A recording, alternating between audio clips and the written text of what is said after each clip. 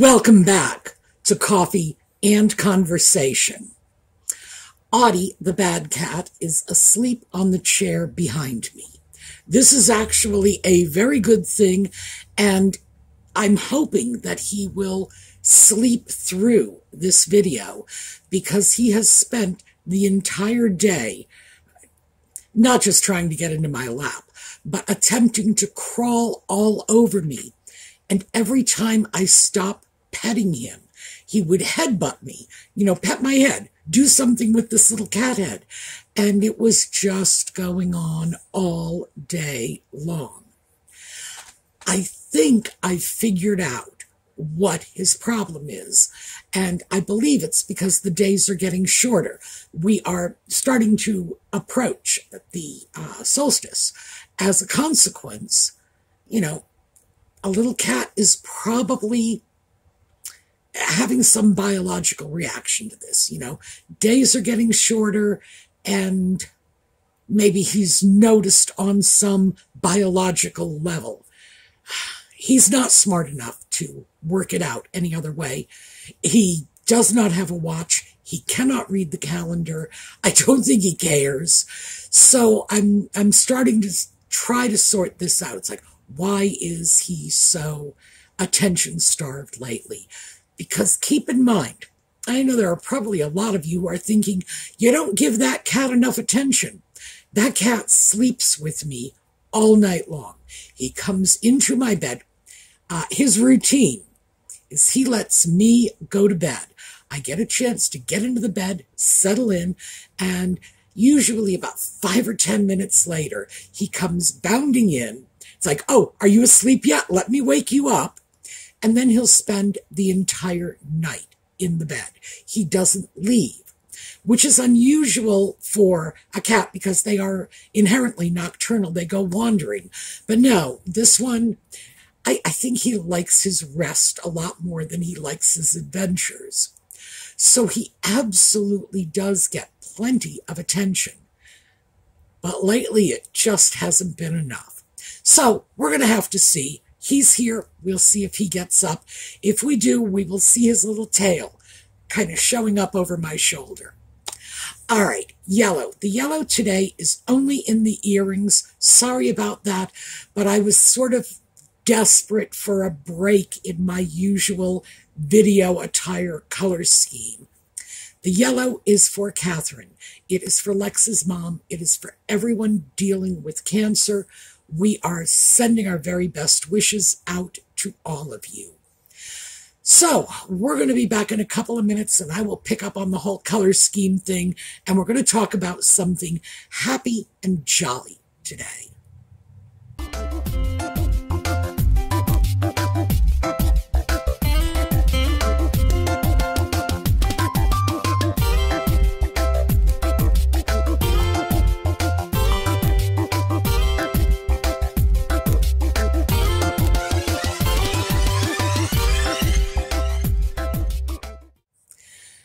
So I promised myself before I even sat down to do this video that we were just going to talk about something pleasant. I think the subject I brought up yesterday was unsettling for some people. If I had thought about it for any amount of time, instead of just saying, oh, look, I'm seeing this, I want to share it with people, I would have realized that a lot of people do become disaffected. I'm just going to throw that out. I don't want to use words like depressed, anxious, because it's off-putting for a lot of people. There are people out there who suffer from seasonal affect disorder. The amount of daylight drops, and their mood drops along with it. When I was in Providence, my neighbor across the street, he was a professor at Brown. That was his field of research.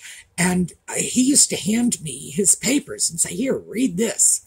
And I found it fascinating. I really did. He was working on the biological connections between lack of sunlight and depression, anxiety, other mental health disorders. And I have no idea. He moved out of that neighborhood before I did. So I have no idea where this all ended up. But the preliminary research that I saw, and this would have been in the early 1990s, was very promising because there might well be an actual medical treatment for this insight.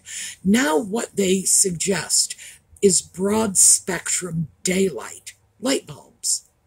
So I do not suffer from seasonal affect disorder. Many people do. So I'm just throwing that out there, that it's not as if I have never come across the research, or I don't know that we start hitting this time of year and people can be triggered. So if anybody found that triggering or unsettling, I apologize. That was not my intent. Unlike my neighbor across the street, and his doctorate was in psychology, by the way. So I know you're probably thinking, whoa, this sounds very biological. It sure did to me. But it was psychology, just the very medical end of psychology, which we as non-psychologists are a lot less accustomed to seeing than the therapeutic, the talk therapy end of psychology. So for me, coming from the talk end as a social worker, I've always felt that if there's a problem, you just throw it out, you talk about it, and we can work it out. And I should have rethought that. All right. Anyway, I promised myself we would do something much more pleasant and lively. And to that end, I decided I was just going to go over to a different color scheme in my wardrobe, and I am, in fact, wearing pink. I do not wear a lot of pink. I don't think it's my color. Pink is supposed to be, historically, that was the color that was supposed to be worn by blondes because, we're pale, and because we are pale, that means that, we have all those personality traits that people associate with pale people. We are shy and timid and wow. I know, I was not around in the early 19th century to correct those mistaken impressions, but no, I don't wear pink very often, but this is in fact pink. Again, I don't know how this is going to show up for you, not because it's showing up strangely on my monitor, but because it's a very, very pale shade of pink, and it shows up differently in all kinds of lights. When I first got this sweater, I looked at it and said, gee, I thought it was going to be pink based on the color of the image I saw online. And it looked just barely off-white to me.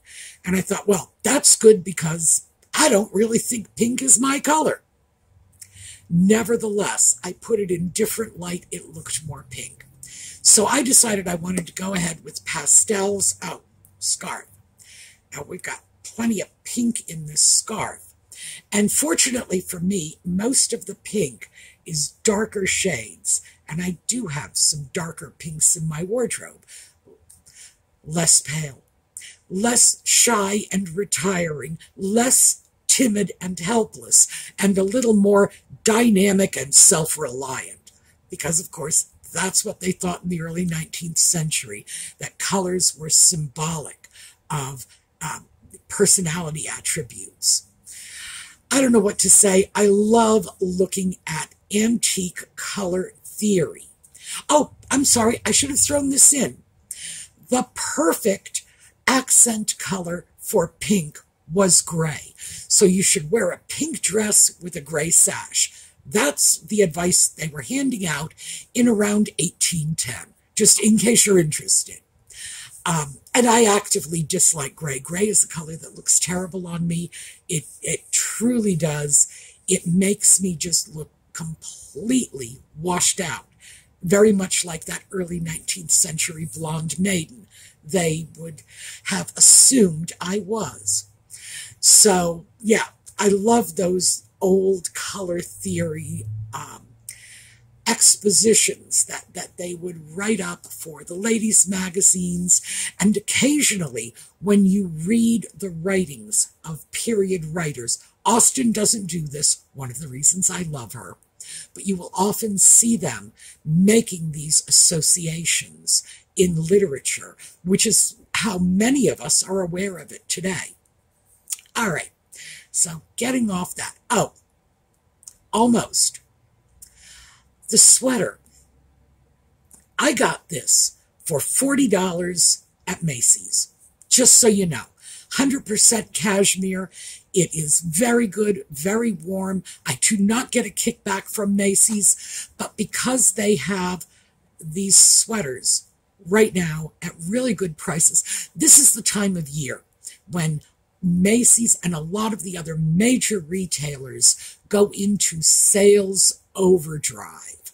So I grabbed this one and another one in a what did they call it? Something or other taupe, I don't know what. It was like 3 or 4 words, the key word being taupe. So it's back in my very, very neutral range. But the quality is really good. Like I say, 100% cashmere, $40. My mother, and you know she's on my shoulder, my mother is probably deliriously happy with me for this. So sharing it with you, hit the internet, go to Macy's if you want one.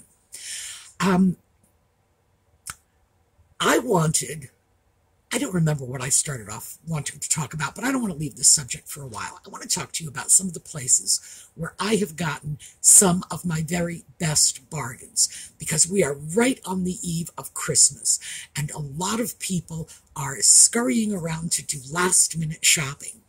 And I do a lot of shopping just before Christmas, not necessarily to get Christmas gifts, but to take advantage of winter items that are going to be deeply discounted in the run-up to Christmas. So I will probably be buying sweaters for the next week or so, and I'll be looking for the post-Christmas sales too.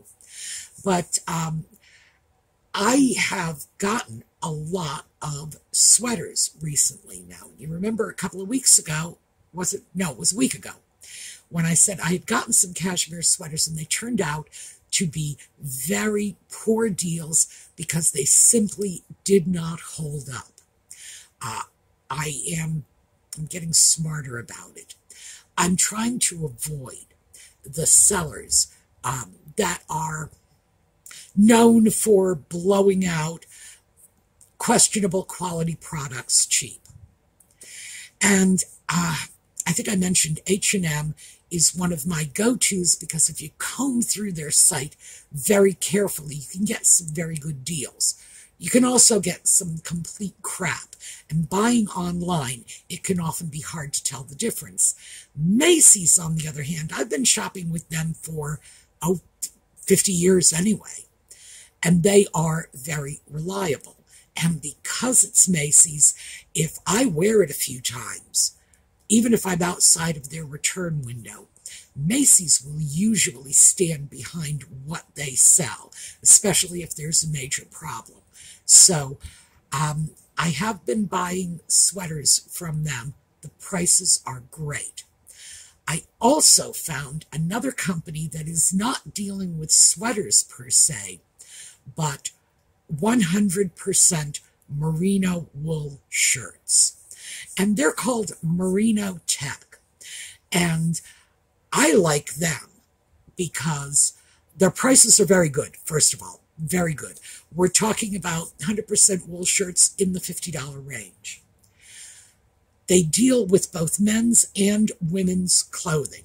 So I can get the men's shirts that I like, to deal with these broad shoulders, and I like a looser collar. So if I get something that's crew neck, which I do from time to time, I want it to be a nice loose crew neck. I don't like something that I feel like, I'm strangling in. And theirs are not sweaters. This is clearly a sweater. There's a certain level of fuzz to it.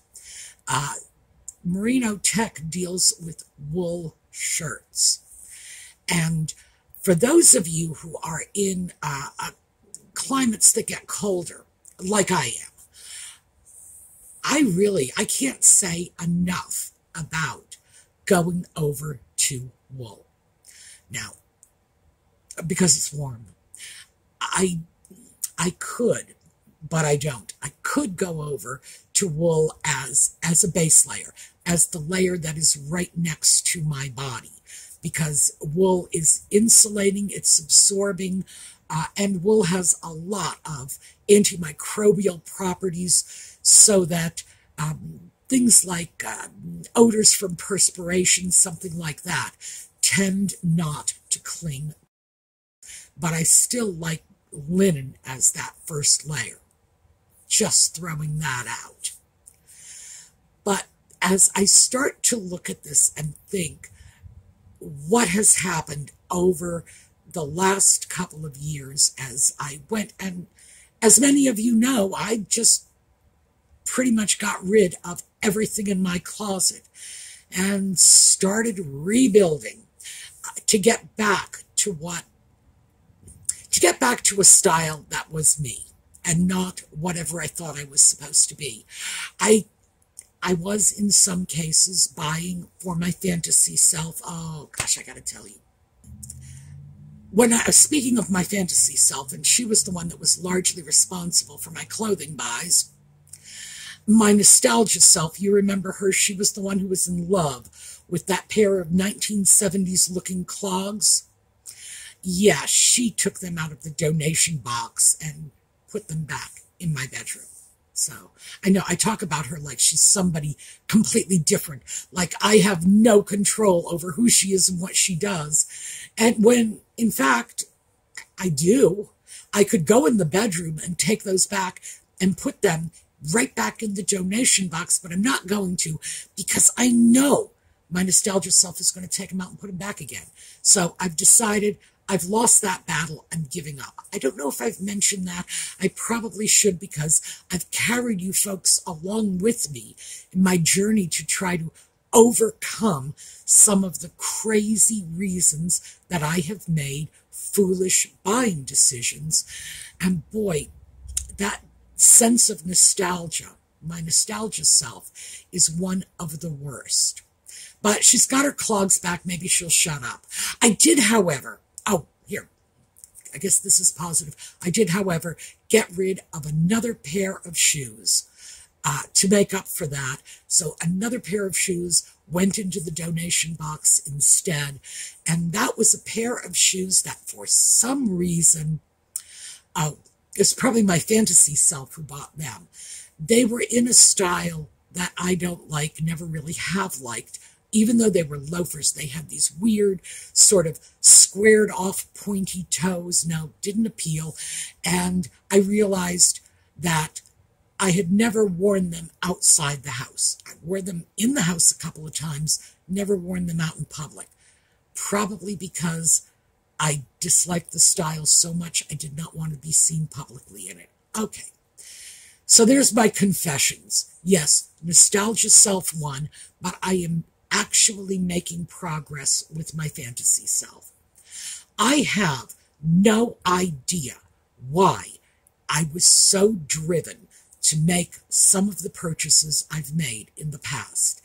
I think occasionally it was impulse. I would look at something and say, I like this, and I think I will buy it, and I might wear it one day. I am so over that.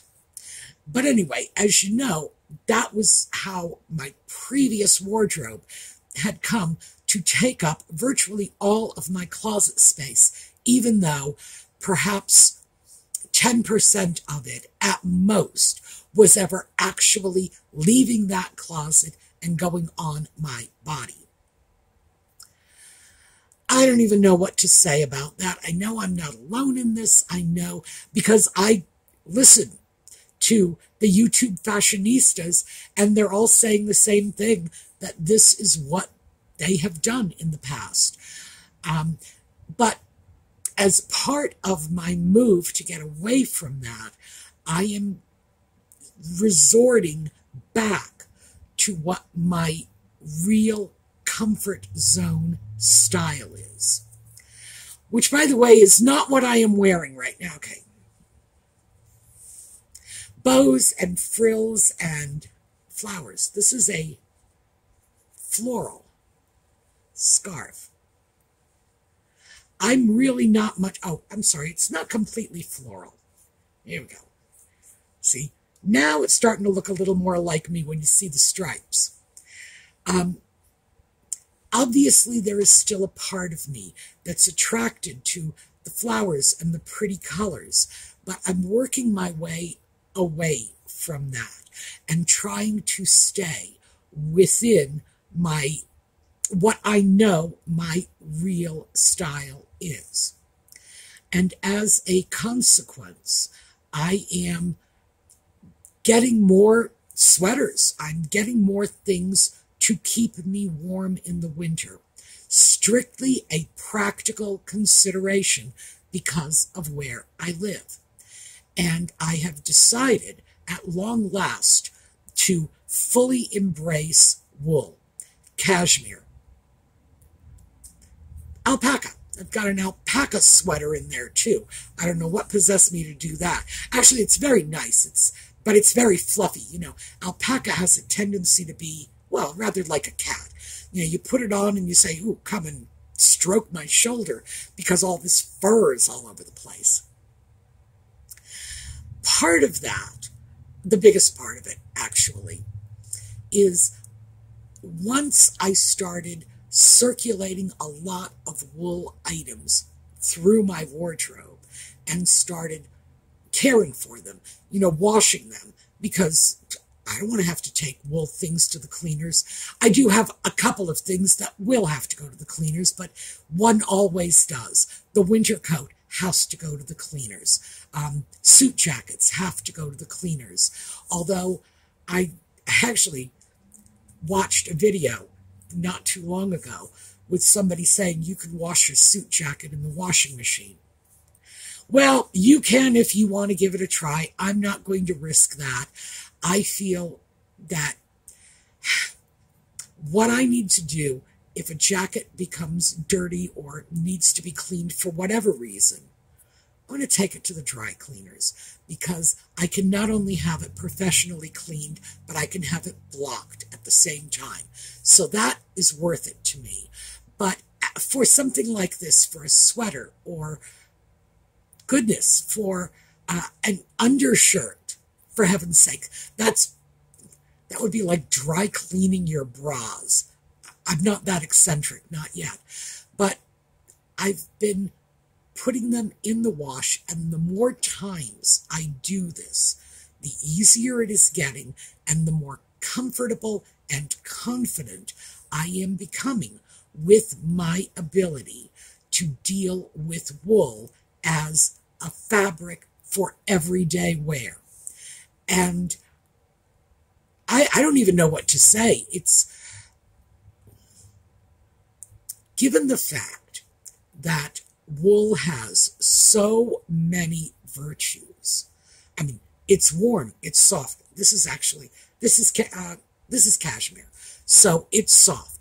Wool is soft and warm, and it looks good. If you keep it away from moths, or, you know, you don't let the cat claw on it, it is a very long-lasting fabric. And again, the antimicrobial properties of the fabric, it's cool in the summer because it's just got a natural temperature regulating quality to it. I am having a lot of difficulty understanding how it is that I spent such a large period of my life not dealing with wool as an everyday fabric. I've always had wool items in my wardrobe, but they were never everyday use items. Again, I was concerned that it would have to go to the dry cleaners. Well, you know, no, that's just not true. And I've come to really embrace this. And I am, frankly, a lot warmer than I was this same time 5 years ago. It's it's improved the quality of my life. So now I am on this mission to find good quality wool clothing at good prices.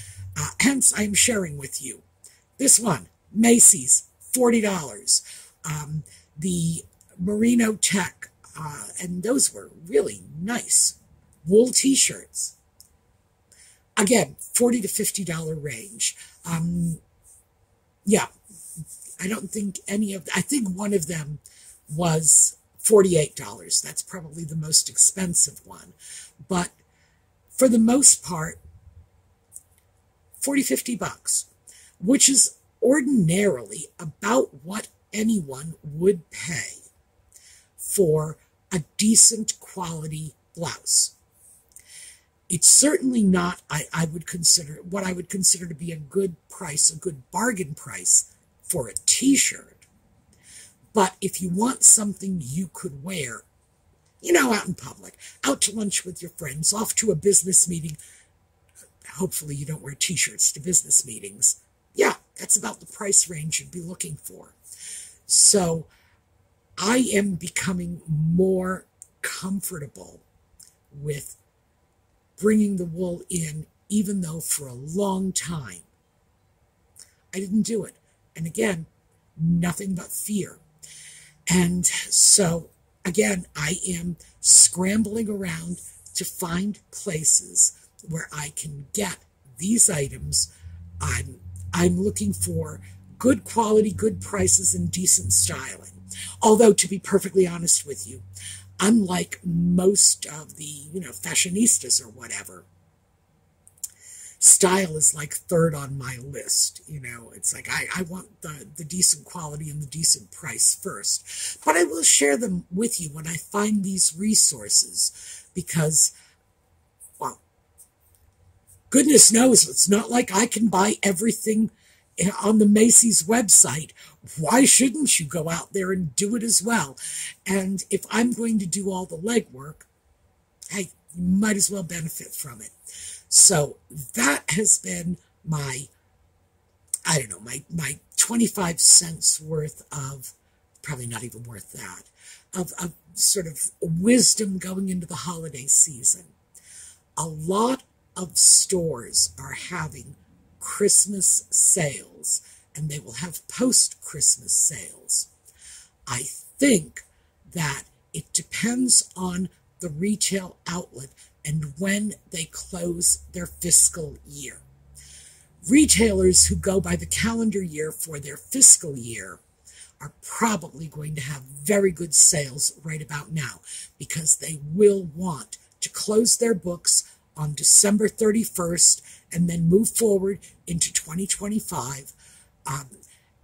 It's not always the case, though, because a business does not have, at least here in the United States, I don't know what it's like overseas. In the U.S., a business does not have to run their fiscal year according to the calendar year, and it doesn't make sense in some industries. For example, if you sell snow skis or water skis, you might want a fiscal year that matches the season in which you do most of your business. The snow ski selling people are going to want a calendar year that perhaps starts in October or November, takes them through their heavy volume period, which will be going through that winter, and then as they move into the following spring and summer and their business tapers off, it looks better on their books. And for the water ski people, it'll be just the opposite. So that is something that if you know when a merchant's fiscal year ends. Oh, and by the way, you can ask them and they'll tell you, because people don't understand that consumers can make use of this information. And I don't know if they would really be concerned if we did, but it does tell you when they are most likely to have really good sales. So that is what I am doing going into the holiday season, is I'm sort of ramping up, especially because at this time of year, a lot of stores are looking to get rid of their winter items and move into the spring items because, and I talked about this yesterday when I said they're pushing Christmas on us earlier and earlier. Yeah, well, come January, they're going to start pushing the spring fashions on us because it's not just about Christmas. This is like right across the board. They are speeding up our little timelines. So when we start to see the drop in the winter products and the spring things start to come in, that's when we're going to get sales on sweaters, coats, jackets, mittens, heavy socks, hats, all those things that we associate with cold weather, with winter. And they will be looking to move that stuff out, not just to clear the way for their spring inventory, but they're going to want to be well rid of that before next winter season's items come in, which is probably going to be August at this rate. So that is where I have been. That is what I have been doing. I will probably continue to do this. Hopefully not with too much of a vengeance, because I don't want this to turn into something maniacal. But I do, in fact, need to take advantage of this because I was very obsessed with filling my closet with summer-appropriate clothing and not so much winter-appropriate clothing. So that's what I'm doing this season. I'm sort of dealing with that deficit. So we had a chance to talk about flowers, and as you can see, a little bit of stripes, and colors, and clothing, and sales, and Macy's, and cashmere, and all kinds of things that are far more, I don't know, lively, interesting, uplifting than feeling glum going into the holiday season. So hopefully, whatever damage I may have done by dragging your moods down yesterday, let's hope today's video made up for it a little. All right, Audie has not surfaced. He's still behind me. I can hear him snoring. And we're going to have to hope we see him next time. All right, we are going to take a look at a slideshow on the way out. I hope to see you all next weekend. I am doing a Just Chatting this evening. It's 8 o'clock Sunday. And it's New York City time. And once again, this is just about royals who are not living in Montecito, California, just in case you were interested. All right. We're going to take a look at a slideshow on the way out. And in the meantime, have a terrific day.